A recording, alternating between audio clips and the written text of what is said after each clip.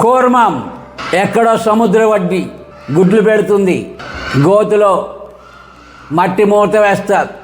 ఆకాశంలో మేఘాలు వచ్చినప్పుడు ఆకాశంలో మెరుపులు ఉరిమినప్పుడు మెరుపులు వస్తాయి. ఆ ఉరుములు ఆ శబ్దాన్ని తాటకం చేస్తుంది, ధారణ చేస్తుంది కూర్మం. తద్వారా నా పిల్లలు గుడ్డులు పెట్టారు ఏమైంది అని ఆలోచన వస్తుంది.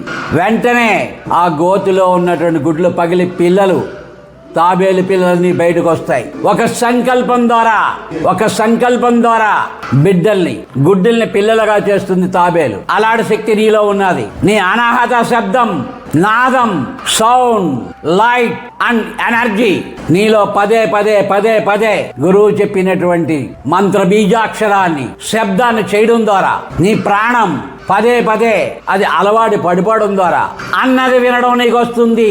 నీ మనసు నిర్మలమైనప్పుడు పదే అన్నప్పుడు నువ్వు అన్నది అనాహతనాదం నీకు వినపడుతుంది. అనాహతనాదం ప్రాణనాదం, స్వయంభూనాదం, స్వయం ప్రాణనాదం గా నువ్వు మారాలి.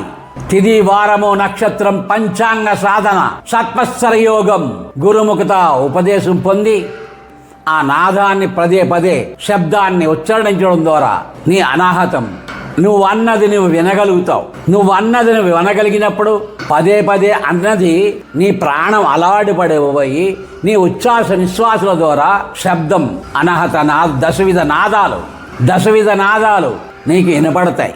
ఆ దశవిధ నాదాలే దశ మహావిద్యలు. ఆ దశ మహావిద్యలే నీ హృదయంలో ప్రతిధ్వనిస్తాయి. అప్పుడు అనంతమైనటువంటి ఆ జగన్మాత అనుగ్రహం నీకు లభిస్తుంది. తద్వారా నీకు సంకల్ప శుద్ధి, దివ్య దృష్టి, దూరదృష్టి అన్నీ లభిస్తాయి.